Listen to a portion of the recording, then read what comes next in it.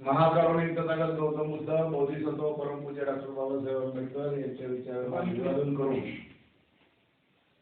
आज मौजे धानोरा या ठिकाणी आपण जे 24 डिसेंबर 2023 रोजी बौद्ध धम्म परिषद होत आहे त्या संबंधाला इथल्या सर्व समाज बांधवांची बौद्ध उपासकांची या ठिकाणी बैठक आपण घेत आहोत। बांधवांनो, आज सकाळपासून आम्ही थोडगाव, मोजा, परंडा, कुरुळा, नागलगाव हे सगळे पुन्हा मांगदरी, सिंदगी बुद्रुक, सिंदगी खुर्द हे सगळे धडधड उदळ असं सगळं करत करत करत आपल्या गावामध्ये आलेलो आहोत आणि आपणाला 24 डिसेंबर 2023 रोजी भव्य आणि दिव्य 15 वर्षानंतर बौद्ध धम्म परिषद होत आहे त्याचं सहर्ष निमंत्रण देण्यासाठी अध्यक्षीय मंडळाच्या वतीने आदरणीय आपल्या सर्वांचे नेते बाबासाहेब कांबळे साहेब, श्रीकांत बनसोडे साहेब, लक्ष्मीकांत बनसोडे, प्राध्यापक बालाजी आचार्य सर, उत्तम कांबळे सर, भगवान ससाणे सर आणि आपल्या किनगावचे सरपंच प्रतिनिधी आणि रिपाईचे जिल्हा उपाध्यक्ष सुनील वावळे सर, ही सगळी मंडळी वेगवेगळ्या पक्ष संघटनामध्ये काम करणारी आहेत, वेगवेगळ्या विचारांचे आहेत, परंतु समाज एकत्रित व्हावा, समाजाचं अस्तित्व निर्माण व्हावं आणि खेड्यापाड्याचे रंजला गाजलेला समाज आहे त्यांना बौद्ध धर्माचे जे तत्वज्ञान आहे अतिशय विद्वान बनलेले आहेत, प्रज्ञावंत बनलेले आहेत।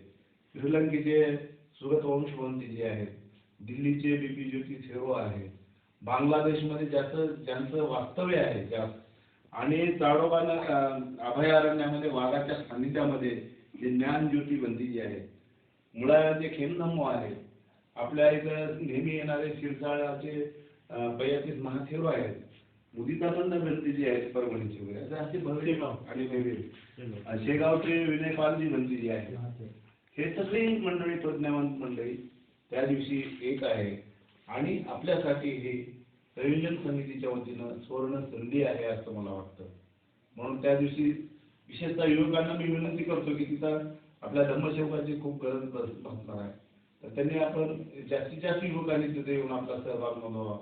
म्हणजे आपल्या खेड्यापाड्यातून आलेल्या धम्म उपासक असतील, उपासिका असतील, त्यांना योग्य जागेवर नेऊन आसनावर बसवणं, त्यांना पाण्याची मदत असेल कुठली, हे सगळं आपण करायचं आहे। त्यासाठी दिवसभर आपल्याला भोजन आहे, जागेवर उठायची गरज नाही, जाहीर सभा होणार आहे, प्रमुख अतिथींचा सन्मान होणार आहे आणि त्यानंतर मग दणदणीत भीमपितांचा कार्यक्रम होणार आहे। विशाल आणि राजेश बेंद्रे, पुन्हा साधना मेश्राम, पुन्हा राणी तपसून हे अशा नामवंत गायकांचा कार्यक्रम सुद्धा होणार आहे। म्हणजे सकाळी 10 वाजल्यापासून रात्री 10 वाजल्यापर्यंत 10 वाजेपर्यंत हा कार्यक्रम आहे। सकाळी 10च्या नंतर जे आहे स्थानिक कलावंत आहेत, जे स्थानिक शाहीर आहेत, त्यांचा कार्यक्रम होणार आहे। असे सगळे भरगच्च दिवसभराचे कार्यक्रम आहेत। आम्ही आपणास विनंती करतो की एक दिवसासाठी आपले सगळे कामं धंदे सगळे बाजूला सारून, कारण ही नामी संधी आपल्यासाठी आहे आणि त्यासाठी आपण एक दिवसासाठी सगळी कामं बाजूला सारून तिथं उपस्थिती नोंदवावी अशी मी आपल्या सर्वांना जाहीर विनंती करतो। थांबतो। धन्यवाद। जय हिंद।